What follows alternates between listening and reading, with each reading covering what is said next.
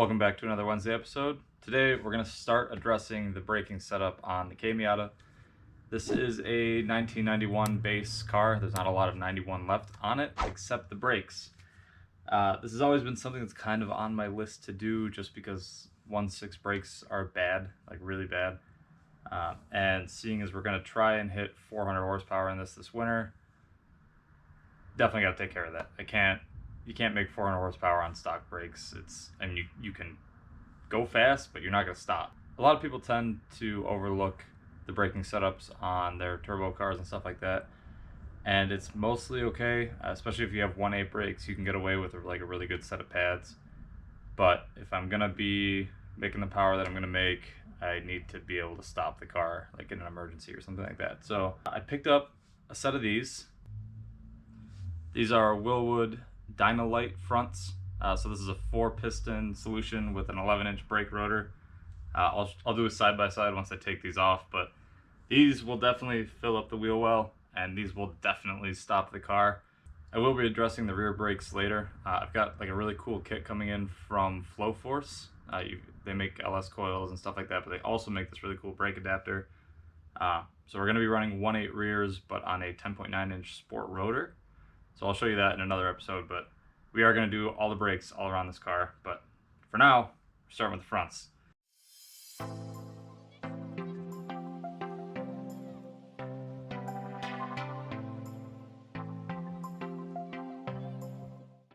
So the one upgrade I have made, and you can see it here, these are Stop Tech stainless lines. I've got them all the way around the car. It helps a lot with pedal pressure and stuff like that. Definitely a worthwhile upgrade, even if you make 90 horsepower in your Miata. It's such a better braking feel and all that stuff. The new Wilwoods came with new lines that have like a nice 90-degree bend in the back here, so I will be pulling these off.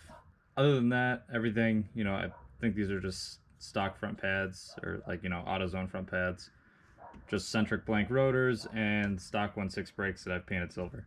So removing these is really easy. There's a bolt up here that is a 17, and there's a bolt down here that's a 14, and then you can either remove it like that and remove the caliper on its own, or remove the caliper and the caliper carrier, which is going to be two 14mm bolts on the back here.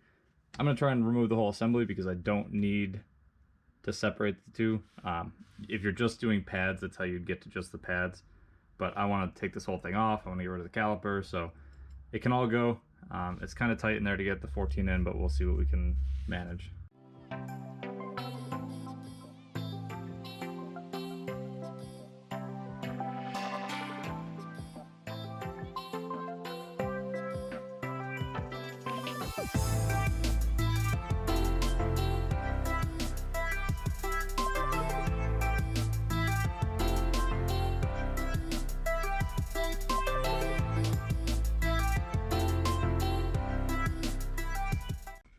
So here's the Wilwood 11-inch rotor, and here's the factory, I believe it's a 9-inch rotor.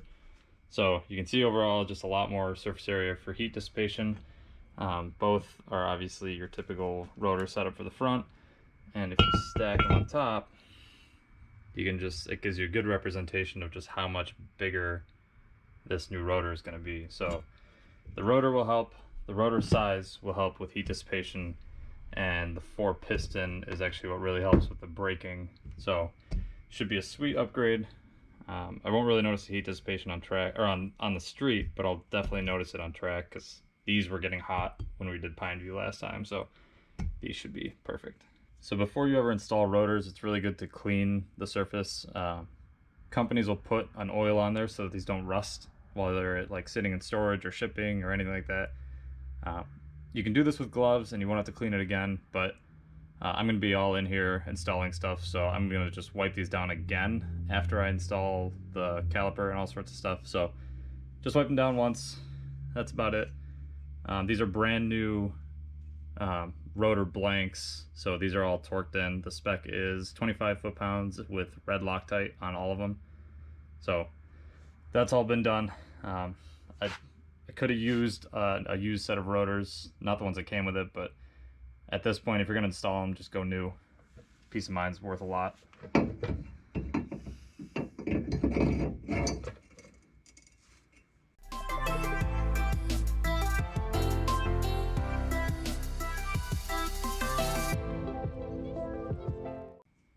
Up next, we're going to throw the caliper on. So I do not know if these are side specific. I'm just going to go based off of the orientation of this already fitted brake line, because if it's on this side, it's going to point it down and away, whereas if I had it on that side over there, it would point it up into the wheel well, which would be kind of weird. So I'm going to do it this way. Hopefully I'm right. If not, I'll correct myself later. But the install here is just as simple as a factory rotor. So these have these Goodwin racing adapter plates. I don't know if they make these anymore, but there's other companies that make adapters like Motorsports and stuff like that. So all it uses is the factory pickup spots. You can use factory bolts, all that stuff.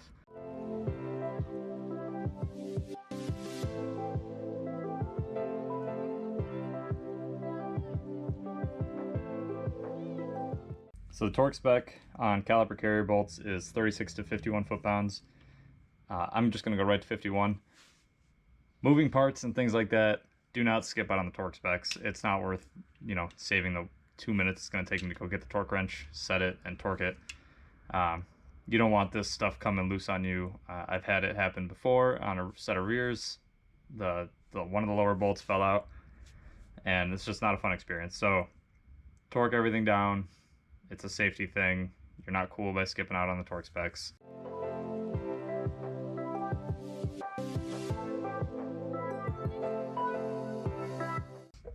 Once you've got the caliper installed, torqued in and all set, and the rotor spins freely, next up is the pads. This part is really the biggest sell to me for running a set of Wilwoods besides the crazy braking power. I had to retract the pistons a little bit, but you just take an old pad per their website and then put it in there and pry it against the piston, and it'll actually push the piston back in.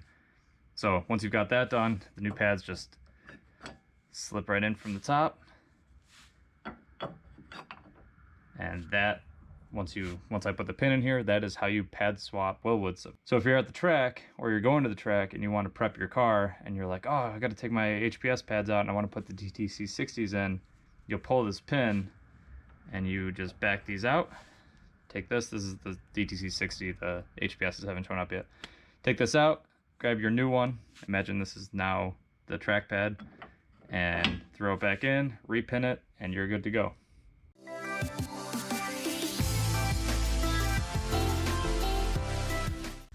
So the last thing that's left to do is to hook up this brake line.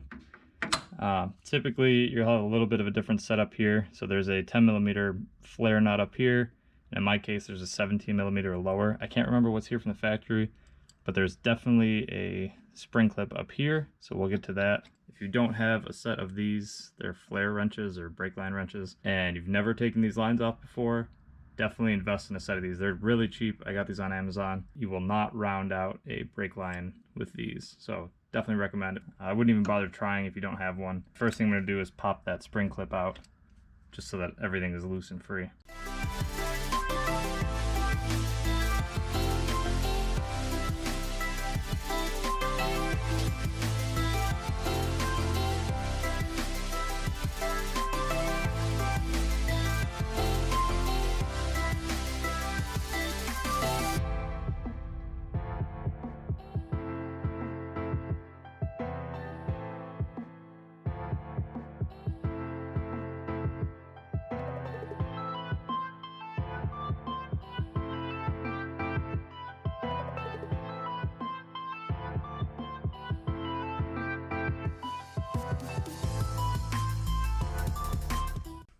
So that's really the brunt of the install. The next step would be to bleed. There's a bleeder on the front and bleeder on the back. These, since they can go on either side, have bleeders top and bottom. You are only bleeding the top side because air wants to travel up. If you bleed the bottom, you're just going to bleed fluid out. So I'm waiting on, I got to do a proportioning valve and I got to do the rears. So in the video it'll be instantaneous, but right now I'm just going to throw the wheel back on. And then once I do all those, I will come back and bleed the whole system again. One eternity later. So for front rotors, especially ones like this with dual, it's got pistons on both sides. You actually have to technically bleed it twice. We've got the outer one here and the inner one here. Just like underwater, bubbles want to go up, so any air in the line is going to want to come out of the top here. And you want to always start with the one farthest away from the master cylinder, which, you know, it's not a big distance, but this is the one that's farthest away right now. So we're going to bleed the outside one with the pump hand bleeder, and then we're going to switch to the inside one once this one is fully bled, and then we'll repeat it on the other side. These are 1/4 inch fittings. It's not metric because Wilwood is an American company, so 1/4 inch, or probably, you know, if you're really in a pinch, like a 7mm wrench would do the trick, but you know, 1/4 inch is perfect. So, and almost everybody has a 1/4 inch wrench as long as you're stateside. So I've hooked up my bleeder. The factory bleeder hose that came with this tool is too big, so I just took some vacuum line. This is like silicone vacuum line. Not a good long-term solution, but it'll work for now. And then I just essentially pressed it into the rest of the line, so should still get suction. It's a pretty snug fit. So all we're gonna do now is open this like that, and then start pumping away on your hand bleeder. So it's building pressure, so it is working, which is good.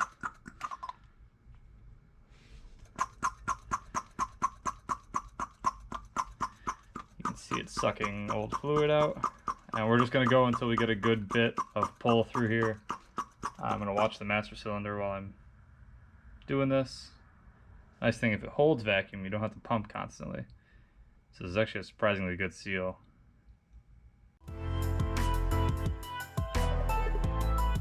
So that's definitely pulled enough fluid out of there for it to be bled.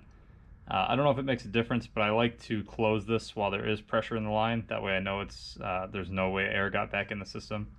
So I'm just going to pump it up a little bit and then let it sit and tighten this up. And there you go. The next step is going to be to do the inside, which is exactly the same. So we'll just put the line on there, crack it open, and start pumping.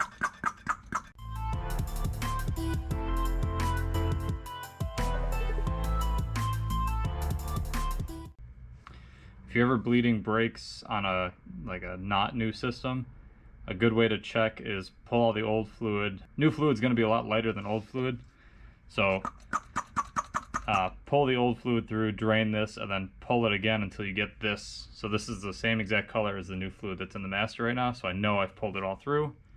So I'm just going to close it and pull that line, and the front passenger side is bled. Driver side is going to be the same as passenger. You want to start with the outermost bleed port and then do the inner one. This is the last one you should always do because the brake master is right there. So you want to pull air to the farthest point possible and then weed out any remaining air on the way back.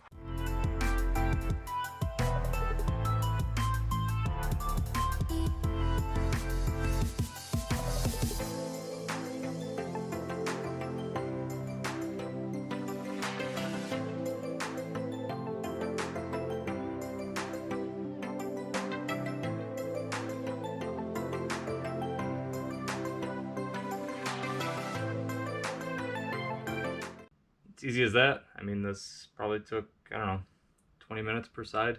Looks sick. I'll throw the wheel on so you guys can take a look at it later. And yeah, that's a wrap on front brakes. That's the end of the install process. I did not get to record the brake bedding part of the episode. It was like 10 o'clock at night and I really just wanted to get the car wrapped up. We had autocross the next day. So the process, for those of you that don't know how to do it, it's very simple. You do maybe 4 or 5 brake bedding sessions, I guess you want to call it. I run the car up to 60 miles an hour on a nice quiet road. You know, make sure you're not going over the speed limit. 60 miles an hour, hard press on the brakes. Like, don't lock the wheels up, but definitely come close to it. Bring the car down to 20 miles an hour, let off, and then repeat that, you know, 4 to 5 times. And you'll feel the brake response build up. And then once it kind of plateaus, which in this case was like 5 stops, then you know you've got it. You don't need to do it anymore. You will smell brakes. It smells really bad. Just know that it's, you know, you're breaking it in. It's what you're supposed to be doing. So did that. Everything's worked great since then. I did encounter on that side that the bolts from the caliper to the caliper carrier that I didn't touch, they came, you know, from the previous owner assembled. They were not tight, and for some reason I didn't check it. I really should have. This is on me. So I pulled them apart and I Loctited the two together and torqued them down to spec. So no damage. Thankfully, it happened like as I was pulling in my driveway, and it just took 4 wheel weights off. So I stuck new ones on and we're all set. But definitely, you know, double check everything if you buy it from somebody else. You never know what they've done to it or what it's been through. So other than that, we've put 400 to 500 miles on the car since then.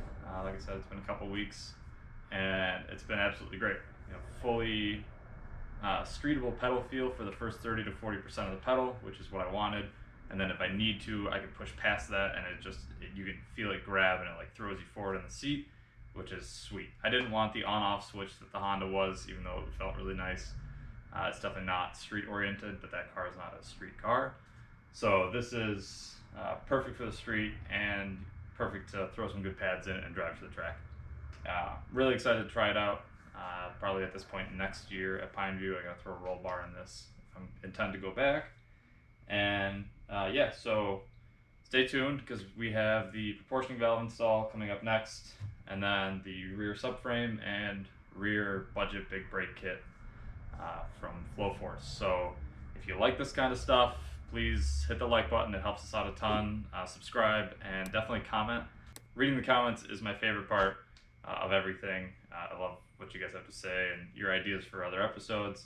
I do have some more stuff coming up. I'm technically not allowed to work on cars, or not supposed to work on cars for September, because I'm getting ready for my wedding and my fiance wants my hands to be clean, so I gotta respect that. I do have a nice backlog, so you'll be getting some of that for the next couple weeks. And then we got October, and before we know it, it's going to be build season again. So I got a couple more things I want to record for you guys and test out, but stay tuned. Let me know what you guys might want to see, and if I can't do it this year, I will definitely put it on the agenda for the spring when we can take the toys out again. So stay tuned. Thank you. See you guys around. As far as cake goes, yeah. Do we want like a fancy cake for the